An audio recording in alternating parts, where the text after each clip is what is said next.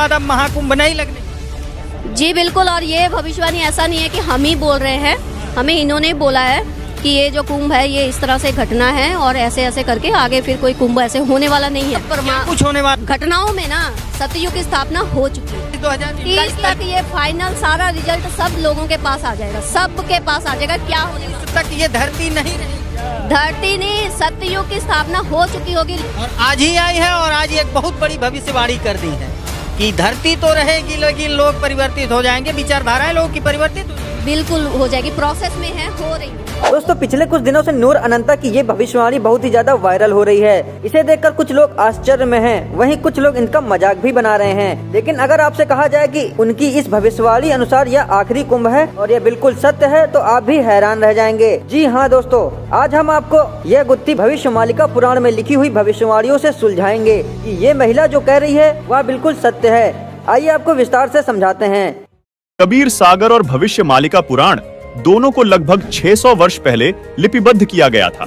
कबीर सागर के स्वसंवेद बोध अध्याय में कबीर परमात्मा ने कहा है कि 5 सहस और 500 जब कलयुग बीत जाए, महापुरुष फरमान तब जग तारण को आए। कबीर परमात्मा ने कहा था कि जब कलयुग लगभग 5505 वर्ष बीत जाएगा तब वो महापुरुष दुनिया का उद्धार करने के लिए आएगा। दर्शकों, कबीर सागर के बोध सागर अध्याय में लिखा है कि 5505 तब ये शब्द होगा सांचा। यही बात भविष्यमालिका पुराण में लिखी है। देखिए, इसमें लिखा है कलयुग 5000 साल पूर्ण होगा, तब भक्त और भगवान की लीला का प्रकाश होगा। वहीं कबीर परमात्मा ने कबीर सागर में अपनी वाणी में कहा है कि यथा सरित गण आप ही मिले सिंधु में धाये, सत्य सुकृत के मध्य तिमि सभी पंथ समाये। यहाँ कबीर साहिब जी ने कहा है कि जिस तरह सब नदियां अंत में समुद्र में समा जाती हैं, इसी प्रकार उस महापुरुष के आने के बाद सब पंथ, सब धर्म एक होकर एक पंथ बन जाएंगे और उस महापुरुष के द्वारा चलाया गया एक पंथ रहेगा जो सत्य सनातन पंथ होगा। यही बात भविष्यमालिका पुराण में लिखी है।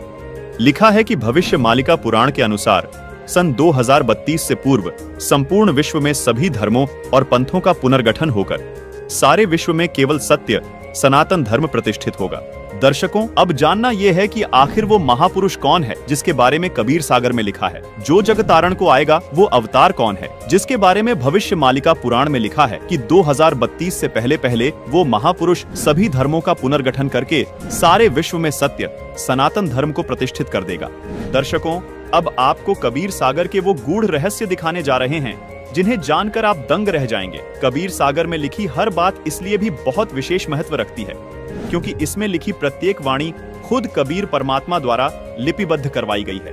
दर्शकों, भविष्यमालिका पुराण में जिस महापुरुष द्वारा सभी धर्मों को एक करके आदि सनातन धर्म को पुनः प्रतिष्ठित होने की बात कही गई है, वो महापुरुष कौन है, उसके आने के समय की जानकारी भी कबीर सागर में लिखी है। दर्शकों, जैसा कि आपने भविष्यमालिका पुराण में देखा कि कलयुग के 5000 वर्ष बीत जाने के बाद भगवान और भक्त की लीला का प्रकाश होगा। जिस महापुरुष का जिक्र भविष्यमालिका पुराण में है, उस महापुरुष का कबीर सागर में स्पष्ट वर्णन देखने को मिलता है तथा उस महापुरुष की पहचान भी बताई है। आइए अब आपको कबीर सागर में दिखाते हैं। दर्शकों, कबीर सागर में बोध सागर के स्वसंवेद बोध पृष्ठ 121 पर लिखा है, चौथा युग जब कलयुग आई तब हम अपनो अंश पठाई, काल फंद छूटे नर लोई, सकल सृष्टि प्रवाणिक हुई, घर घर देखो बोध विचारा, सतनाम सब ठोर उचारा, 5505 तब ये वचन होगा सांचा, कलयुग बीत जाए जब एता, सब जीव परम पुरुष पद चेता। जिसका भावार्थ ये है कि जब चौथा युग यानी कलयुग आएगा, वह कलयुग 5505 वर्ष बीत जाएगा, तब परमात्मा अपने ज्ञान का प्रकाश करने के लिए इस धरा पर आएंगे। वह सब जीव उनके अद्भुत ज्ञान को सुनकर पूर्ण परमात्मा की भक्ति करेंगे यानी सतनाम का जाप करेंगे। अब दर्शकों, सवाल ये है कि वो महापुरुष जिसका जिक्र कबीर सागर और भविष्यमालिका पुराण कर रही है, वो महापुरुष कहाँ आएगा और कैसे आएगा। आइए ये भी जानते हैं कि उसकी पहचान कैसे होगी। देखिए, कबीर सागर में कबीर वाणी के बोध सागर के पृष्ठ 137 पर लिखा है कि 12वें पंथ प्रकट हुए वाणी, शब्द हमारे की निर्णय थानी, अस्थिर घर का मर्म न पावे, ये 12 पंथ हम ही को ध्यावे, 12वें पंथ हम ही चलावे, सब पंथ मेट कर एक ही पंथ चलावे। भावार्थ है कि 12वें पंथ में कबीर परमात्मा की वाणी प्रकट होगी यानी 12वें पंथ से ही कबीर साहिब जी का यथार्थ ज्ञान प्रकट होना शुरू होगा। उसके बाद 12वें पंथ में कबीर परमात्मा ने कहा कि मैं खुद चलकर आऊंगा और इन सब पंथों को मिटाकर एक पंथ चलाऊंगा। जैसा कि भविष्य मालिका पुराण में भी प्रमाण मिलता है कि उस महापुरुष द्वारा सब धर्मों का पुनर्गठन होकर केवल एक सत्य सनातन धर्म प्रतिष्ठित हो जाएगा। दर्शकों, कबीर सागर में लिखी इन वाणियों को पढ़ने के बाद 3 सवाल और निकलकर सामने आते हैं, जिनका जवाब हम इसी कबीर सागर में खोजेंगे।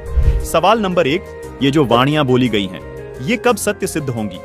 सवाल नंबर 2, वो 12वां पंथ कौन सा है जिसमें चलकर खुद कबीर साहिब जी महापुरुष के रूप में आएंगे? सवाल नंबर 3, वो महापुरुष कौन है? पहला सवाल था, ये वाणियां कब सत्य सिद्ध होंगी? इसका जवाब कबीर सागर में कबीर वाणी के बोध सागर के पृष्ठ 137 पर लिखा है। देखिए, 5505 तब ये शब्द होगा सांचा। मतलब कलयुग के 5505 वर्ष बीत जाने के बाद ये वचन सत्य सिद्ध होंगे। आइए अब देखते हैं कलयुग के 5505 वर्ष कब पूरे होते हैं। कलयुग 4,32,000 वर्ष का होता है। तो अब हमें देखना यह है कि आज कलयुग कितना बीत चुका है और कलयुग के 5505 वर्ष कब पूरे होते हैं, क्योंकि कबीर साहिब जी ने भी कलयुग 5505 वर्ष बीतने को विशेष बताया है। दर्शकों, कबीर सागर में बोध सागर के स्वसंवेद बोध पृष्ठ 121 पर लिखा है, चौथा युग जब कलयुग आई तब हम अपनो अंश पठाई, काल फंद छूटे नर लोई, सकल सृष्टि प्रवाणिक होई, घर घर देखो बोध विचारा, सतनाम सब ठोर उचारा। 5505 तब ये वचन होगा सांचा, कलयुग बीत जाए जब एता, सब जीव परम पुरुष पद चेता। अब आपको 2 पवित्र पुस्तकों से प्रमाणित करते हैं कि कलयुग के 5505 वर्ष कब पूरे हुए।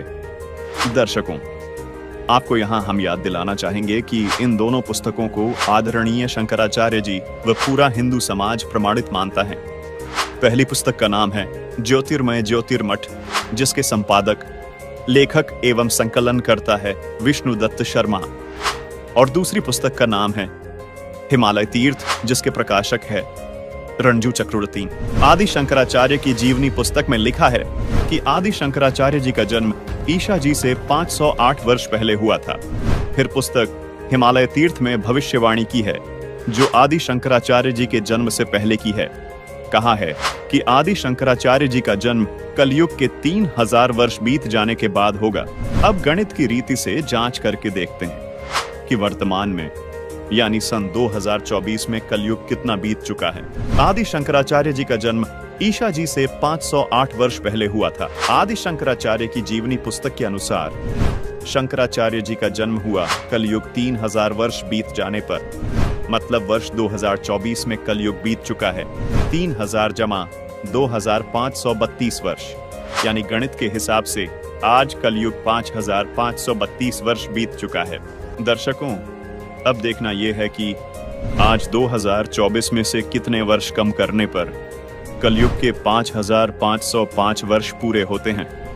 मतलब 27 साल पहले कलयुग के 5505 वर्ष पूरे हो चुके थे और साल था 1997। जी हाँ, बिल्कुल, वर्ष 1997 में कलयुग 5505 वर्ष बीत चुका था। हमारा दूसरा सवाल यह था कि कबीर साहिब जी का 12वां पंथ कौन सा है जिसमें कबीर साहिब जी खुद चलकर आएंगे। इसका जवाब भी हमें कबीर सागर में बोध सागर के कबीर चरित्र बोध के पृष्ठ नंबर 1870 पर मिलता है। इस पृष्ठ पर आप देख रहे हैं कि कबीर साहिब जी के 12 पंथों का विवरण है, जिसमें 12वां पंथ गरीबदास जी का पंथ बताया गया है। यानी कबीर साहिब जी द्वारा गरीबदास जी वाले 12वें पंथ में आने की बात कबीर सागर में कही गई है। अब आप सोच रहे होंगे कि ये गरीबदास जी कौन है और इनका जन्म कब हुआ। इसका जवाब भी हमें कबीर सागर में कबीर वाणी के बोध सागर के पेज 136 पर मिलता है। लिखा है कि संवत 1775 हुई। यहाँ 75 गलत प्रिंट हुआ है, ये 74 है, सही वाणी है। संवत 1774 हुई, ता दिन प्रेम प्रकटे जग सोई, यानी जिसके माध्यम से कबीर परमात्मा की वाणी प्रकट होगी उसका जन्म संवत 1774 में होगा। आपको बता दें कि गरीबदास जी का जन्म संवत 1774 में हुआ था। उनके माध्यम से कबीर साहिब जी ने अपना संपूर्ण ज्ञान प्रकट किया। दर्शकों, आप जान चुके हैं कि 12वां पंथ गरीबदास जी महाराज का पंथ है। यहाँ कबीर साहिब जी ने यह भी स्पष्ट किया है कि 12वें पंथ वाले भी मेरी वाणियों को पढ़ेंगे लेकिन समझ नहीं पाएंगे, इस कारण पार नहीं हो पाएंगे, यानी मोक्ष प्राप्त नहीं कर पाएंगे। इसलिए इन 12 पंथों को खत्म करके पूर्ण परमात्मा खुद पूर्ण संत के रूप में 13वां पंथ चलाएंगे, जिससे बिचली पीढ़ी में आने वाली हंस आत्माएं मोक्ष प्राप्त करेंगी। इस बिचली पीढ़ी को ही भविष्य मालिका पुराण में आद्य सतयुग कहा है। कबीर सागर में कबीर वाणी के बोध सागर के पृष्ठ 137 पर लिखा है कि प्रथम चरण कलयुग निर्याना, तब मगहर मांडो मैदाना। यहां कबीर परमात्मा ने कहा है कि जब मैं मगहर से सहशरीर सतलोक जाऊंगा, वो कलयुग का प्रथम चरण चल रहा होगा। आइए अब इस वाणी में देखिए। कबीर सागर में कबीर वाणी के बोध सागर के पृष्ठ 137 पर लिखा है कि धर्मदास मेरी लाख दुहाई, मूल शब्द बाहर न जाई। पवित्र ज्ञान तुम जग में भाको, मूल ज्ञान गोई तुम राखो। मूल ज्ञान जो बाहर पढ़ी, बिचली पीढ़ी वंश हंस नहीं तरही। यहाँ बिचली पीढ़ी मतलब कलयुग का दूसरा चरण अथवा बीच वाला चरण है। दर्शकों यहाँ स्पष्ट करना चाहेंगे कि जिस समय को भविष्य मालिका पुराण में आधे सतयुग कहा है, उसको कबीर परमात्मा जी ने कबीर सागर में बिचली पीढ़ी यानी कलयुग का दूसरा चरण कहा है, और धर्मदास जी को चेताते हुए कहा कि हे धर्मदास, यदि ये मूल ज्ञान अथवा मूल मंत्र अगर नकली संतों के हाथ लग गए तो दूसरे चरण वाली यानी बिचली पीढ़ी में आने वाली आत्माएं मोक्ष प्राप्त नहीं कर पाएंगी। मतलब जो आधे सतयुग में जन्म लेगा उसका पूर्ण लाभ वो आत्माएं नहीं उठा पाएंगी। भविष्य मालिका पुराण में लिखी इस बात को भी विस्तार से समझाते हैं कि वो महापुरुष कौन है। आइए कबीर सागर से आपको स्पष्ट करते हैं, जो खुद कबीर परमात्मा द्वारा बोला गया सूक्ष्म वेद है। देखिए कबीर सागर में बोध सागर के स्वसम वेद बोध के पेज नंबर 171 पर लिखा है कि 5 सहस और 500 जब कलयुग बीत जाए, महापुरुष फरमान तब जग तारण को आए। हिंदू तुर्क आदिक सबे जेते जीव जहान, सतनाम की साख गही पावे पद निर्वाण। यथा सरितगण आप ही मिले सिंधु में धाय, सत सुकृत के मध्य तिमी सभी पंथ समाये। जब लग पूर्ण हुए नहीं ठीके को तिथिवार, कपट चातुरी तभी लो स्वसंवेद निराधार। सभी नारी नर शुद्ध तब जब ठीक का दिन आवन, कपट चातुरी छोड़ के शरण कबीर गहन। एक अनेक हो गए पुनः अनेक हो एक, हंस चले सतलोक सब सत्य नाम की टेक। घर घर बोध विचार हो दुर्मति दूर बहाए, कल युग में सब एक हो बढ़ते सहज सुभाए। कबीर साहिब जी यहाँ स्पष्ट कर रहे हैं कि कलयुग अभी समाप्त नहीं हुआ है। कलयुग के अंदर ही एक समय ऐसा आएगा जब कलयुग में ही सब एक होकर सहज स्वभाव वाले हो जाएंगे। कलयुग में ही सतयुग जैसा माहौल हो जाएगा जो कि हजारों वर्षों तक चलेगा। 2032 तक आदि सनातन धर्म प्रतिष्ठित हो जाएगा और पूरे विश्व में फैल जाएगा। कहां उग्र का शूद्र हो हर सबकी भव भीड़, सो समान सम दृष्टि है समर्थ सत कबीर। भावार्थ है कि जब कलयुग 5505 वर्ष बीत जाएगा तब वो महापुरुष इस धरा पर आएंगे और हिंदू मुस्लिम व सभी धर्म पंथों को एक करेंगे, सब सतनाम का जाप करेंगे और मोक्ष को प्राप्त करेंगे। दुनिया के जितने भी धर्म व पंथ है वो सभी उस महापुरुष के द्वारा चलाए गए 13वें पंथ जो आदि सनातन पंथ होगा उसमें ऐसे मिल जाएंगे जैसे सभी नदियां बड़े समुद्र में मिल जाती हैं। जब वो समय आएगा तब पृथ्वी के सभी मनुष्यों का स्वभाव सहज और शुद्ध हो जाएगा, सबकी बुद्धि निर्मल हो जाएगी, सब पाप करने से डरेंगे, यानी नर नारी कपट चतुराई छोड़कर कबीर परमात्मा की शरण ग्रहण करेंगे। दर्शकों, यहाँ पर हम आपको ये भी बताना चाहेंगे कि कलयुग अभी खत्म नहीं हुआ है। कलयुग अपने समय अनुसार ही समाप्त होगा, जो है 4,32,000 वर्ष। दर्शकों, अब आपको कलयुग के अंतिम चरण यानी जब कलयुग समाप्त होगा उस विषय में बताते हैं। कलयुग के तीसरे चरण यानी कलयुग के अंत में कल की अवतार जन्म लेगा जो राजा हरीशचंद्र वाली आत्मा ही होगा। उस समय कलयुग की हालत बहुत खराब हो जाएगी, मनुष्य मनुष्य को खाने लगेगा और जिस भी मनुष्य में भक्ति का बीज नहीं होगा उसको कल की अवतार यानी राजा हरीशचंद्र वाली आत्मा अपनी तलवार से काटकर समाप्त कर देगा और सतयुग की स्थापना करेगा। कल की अवतार सिर्फ उन्हें छोड़ेगा जिनके अंदर भक्ति का बीज होगा, यानी भगवान की चाह बाकी होगी। दर्शकों, जैसा कि हम आपको पहले बता चुके हैं कि 1997 में कलयुग के 5505 वर्ष पूरे हो चुके हैं और 1997 में स्वयं कबीर परमात्मा इस धरातल पर आकर संत रामपाल जी महाराज को मिले और उन्हें सार नाम व सार शब्द देने का आदेश दिया। अब आपको ये बात जानकर हैरानी होगी, जिस महापुरुष की बात भविष्य मालिका पुराण और कबीर सागर कर रहे हैं वो महापुरुष कोई और नहीं बल्कि संत रामपाल जी महाराज ही हैं। जो महापुरुष 13वें पंथ का प्रवर्तक होगा वो संत कोई और नहीं बल्कि संत रामपाल जी महाराज ही हैं।